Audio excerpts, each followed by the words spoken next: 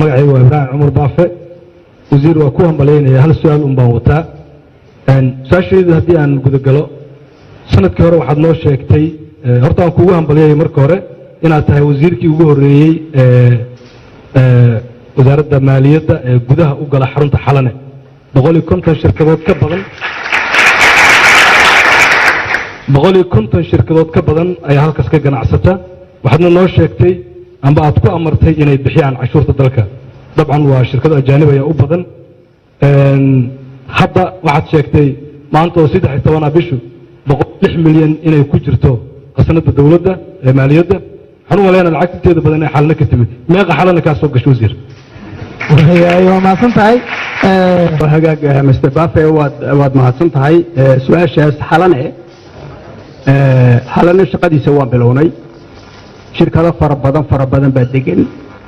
tirakoobkoodii la tirakoobayay baa horta waqti nagu qaatay horta gelintoodii baa dhibaato nagu noqotay first in la galo hala gale in dadkii lala fadhiisto oo mid waliba wuxuu yidhi UN-kan u shaqeeya waxay noqotay markaa in UN-kii loo yeedho oo UN-kii lala fadhiisto oo wixii UN-ka u shaqeeya wixii aan u shaqayn la kala saaro waqti dheer ayay taasina qaadatay waxaa jira waxyaalo fara badan oo UN-ka loo fasaxo oo haddana suuqa yaalla oo halka ka yimaada oo UN only ku qoranta haddana suuqa lagu iibinayaa yaalla yacni waxyaalo fara badan oo khaldan baa meesha yaallay oo ama garanaysa ay noqotay annagoo eegayna systemka international community-ga loola dhaqmo iyo sharciga inoo dhexeeya annagoo xaq dhowrayna annagoo iska fragile oo fudud oo aan xoogba u hadli karinba at this particular point in time xoogba u hadli karin haddana waxaan damcnaa in ka adkaysan kari weynay magaalada xalane aanu idhaa waa magaalo dhan oo xalane la idhaa in wixii xaq lagu leeyahay bixiyaan marka iminka qaarna way bixiyaan figarka ma xasuusni qaar bixiya sharikadaha way jiraan laakiin fari kama qodna wali resistance badan baa jira laakiin waxaan isla garanay qolada UN-ka liisas baan isla garanay liiskaas waxaad ka qaadaysaan ka qaata annagu shaqo kuma lihin liiskaas annaga inoo shaqeeyaan bal waxaan kala saari doonaa bay leeyihin annaga ha noo shaqeeyaane waxay annaga noo keenaan iyo wax iyagu qaataan oo nin walo Soomaaliya wax keenaaba waxba ku soo darsado marka arrintaas arrin fudud ma aha laakiin waan galay waan faragelinay waxaan doonaa wixii xaq iyaga inaan sino iyagana aan xaqooda waxa ku xadgudbin taageersan waan idinku sacbinay ku taageernay waan idinka suweynay laakiin su'aal xasaasi oo soo baxday ee bulshada isweydiinaysa rabnaa adigoo wasiirka maaliyadda inaan naga jaahil bixiso bishii soonka horaanteedii ayaa waxaa dhacday in qayb xildhibaanada loo qaybiyo lacag la sheegay inay yihiin inay tahay xaqul afur ama xaqul ciid waxay arkaan noqotee lacagtaas xildhibaano la wareystay risal siiyey 10 xildhibaan la wareystay 7 ka mid ah waxay sheegeen in ay xukuumadda siisay 3 ka mid ah waa diideen lacagtii inta kalena waa qaateen lacagtaas systemka maaliyadda ee wasaaradda maaliyadda adigu madaxda ka tahay ma soo martay ma maamusheen oo lacag systemka soo martay bangiga dhexe dawladda ma tahay adigu ku dhaado wasiirka sugo xildhibaan baa tahay lacagtaas ku soo gaartay waa maasan tahay ya wasiirka su'aashan ka jawaabaya ay wasiir horta waxaan ku talinayaa gaar ahaan really dadka jaamacadaha ku jira ama jaamacadaha ka soo baxay waddankeena wuxuu leeyahay waxaan adduunyada kala lahayn kuteen wax la yidhaha baa shaqaysa kuteen soo makaraysi waxa laydinka baahan yahay inaad common individual ka duwanaataan inaad research samaysaan weeyaan you really haddii kale maxaad ku filantihin haddii kale waxaad i weydiinaysaan soomaalida kuteen iyo hadal nin jariidad akhriyay ku arki may soomaalida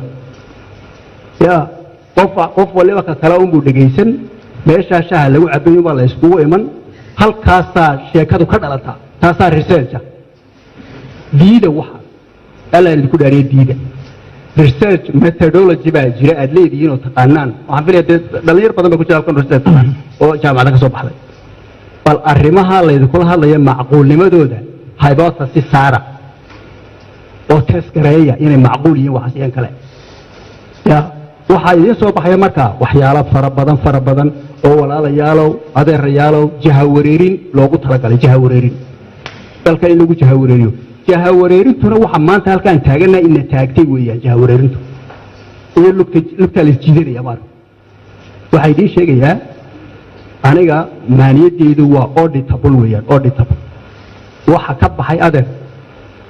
cabdilqaadir soo madahayn cabdilqaadir aan isku nimaada waa iswaraysanaynahay waxaan kuu sheegaya waxa weeye maaliyadda dalkani waa auditable weeyaan waa la soo geli systemka IMF keenay ee ballaadhan ee meel walba laga arki karo ayaa laga arki wax aan qof ku jihaysnayn xaq u leh oo meesha ka bixi karaa mana dhicina maysa adeer ma dhacaysaan ku yidhi adeer eeg aan kuu sheego insha allah waad iman doontaa buug yar baan miiskayga buug yar baa yaal saasoo kale ah waa budget weeyaan buug yar baa yaal dad fara badan oo dhibaatooyin haystaan baa ii iman lacag baan kaa rabaa bay odhan buuga yar umaan furaya waxa odhan noon magacaagu mee halkan ma ku jiraa umaan odhan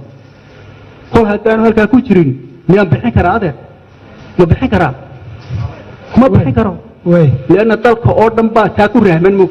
waxaa laysla ogolaaday halkaa lagu ansixiya baarlamaanku ansixiya waa lagu rahmaya gamba kaloo ka soo baxaysa ma jirto I can assure you marka waxaan idin kula taliya waxa weeye adeer ku tidhi ku teen waxa la yidhahdaa jirte wasiir waa terminologiga darsa ku tidhi ku teen la yidhi ya terminologiga darsa cilmi ku habeeya research ku sameeya soomaalida waaniya inay iska daayaan beenta iyo waxba la'aanka ay iskugu warramayaan gabadhan bilkhayra la dhahaa bilkhayra ugu qoran facebooka laakiin magaceeda waxa waaye xaawo xuseen cali waxay joogtaa Finland waxay leedahay wasiirku waan salaamayaa iyo waliba dadka halkan jooga iyo tabiyaha barnaamijka waxaan rabaa sidaas sheegtay canshuuraha ay dawladdu qaaday dakhligina waa kordhay marka maxaa lagu qabtay oo la taaban karo dhaqaalahaas wadanka soo galay maxaad nooga sheegi kartaa wasiir saddex su'aal soo weydiisay laakiin waxaan rabaa in halka su'aal ugu horeysa aan ku soo koobno horta su'aalaha la weydiiyo su'aasha ugu badan waa taa weyn maanta isla meel dhigayna su'aasha ugu badan waxa weeye dakhliga waa kordhay u badaysaa une hal qabateen toma eeg waxaan hayaa example yar baan idin hayaa maaragta waxa weeyaan ninka beerta leh ee beertiisa wax ka soo baxaan ee doonaya beerta inay soo baxdo wax badan baa ka horeeya soo ma wax badan baa ka horeeya inaad beertii tagtaa ka horeysa inaad xagaafkii soo iibsataa ka horeysa haddaad dib iyo wax leedahay meerartaa ka horeysa waxaasoo dhan waxbaa ku baxaya soo ma haddaan maalin walba ku weydiiyo beertii maxaa ka soo baxay maanaa weli gaaskii gaariga ma haye ya waxaan weli ku eedannahay dadkii dalkan Soomaaliyeed u shaqeyn lahaa mushaaraday qaadanayay soo kuma eedinin soo markaan taa dhamayno orto shaqada ka odhan mayno gaariga dhaqaajinaysa gaaskiisii haddaanad hayn maxaad soo saari way naga dhaadhacsan tahay in wax la soo saaro waa taan idiin sheegay waxaase ka horeeya dadkii systemkan isku keeni lahaa ee shaqayn lahaa in mushaarada siiyo baa ka horeysa ya taasaa ka horeysa oo dabeetana ay soo shaqo tagaan oo shaqadii qabtaan kalsoonidii sameeyaan systemka marka la sameeyo computerka dadka yaqaano hardware iyo software baa kala jira soo ma de hardware-ka waan weli dhisaynaa ya weli systemkii maynaan gelin waxba ya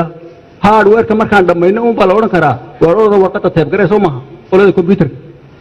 taasay tahay waxaan samaynayna waxa weeye aqalkii u hooseeyey basementkii baan dhisaynaa weli taasaan ku mashquulsannahay markaasaan dabaqyada kala saaraynaa soo maaha ya marka imika haddaynu isweydiino dabaqa u sarreeya kii basementku dhismin foundationkii baan dhisayna imika adeer waxay la fahamtaan marka waxa weeye ila ogaada kharashka aan lacagta u haynaa waxa weeye 50% dadka shaqeeya oo keliya wax la siiyo 50% inta kale waa la kabaa marka inta arrinta ugu horeysa waxa dadka shaqeeya giddigood in mushaar la siiyo inaan gaariga gaaskiina dadku iska bixiyaan ya in muxuu haynaan la travel gareey la soo in wax la qaban karo la soo socon karo inta markaan ka fargayn waanad ogtiin dadka shaqaale meesha shaqeeya 6 kun weeye aad soo xisaabi ciidankeena in mushaarisa la bixiyo ciidankeena kala duwan afartan la bixiyo markay taasi dhamaato ee systemkeena lagu kalsoonaado ee cashuuro kordhaan ee cashuuraan ku sheegay waxayna soo gala ayaan ku sheegayaa boqol jeer baan sheegay arrinta inay idin fahamtaan weeyaan cashuurta dalku bixiya waxa ay qayb ka tahay waxa dalka soo galay economigiisa qolada economiska GDP-ga la yiraahdo ama GDP-ga ayay qayb ka tahay innaga markaad isku eegto cashuuraha yareer ee bixino iyo GDP-geenu waa 1% weey Kenya next door waa 20% Kenya budgetkeedu waxa weeye 26 bilyan oo dollar weeyaan innaga 200 milyan ma gaaro 200 milyan how can you compete marka saas oo kala tahay sideed cid wala gorotami kartaa inaan cashuurta bixino weeye qof walba intii looga baahnaa inuu bixiyo weeye saas oo kale isku xisaabina weeye laakiin mashaariicda iyo wax qabashadu iyo beerta qodideedu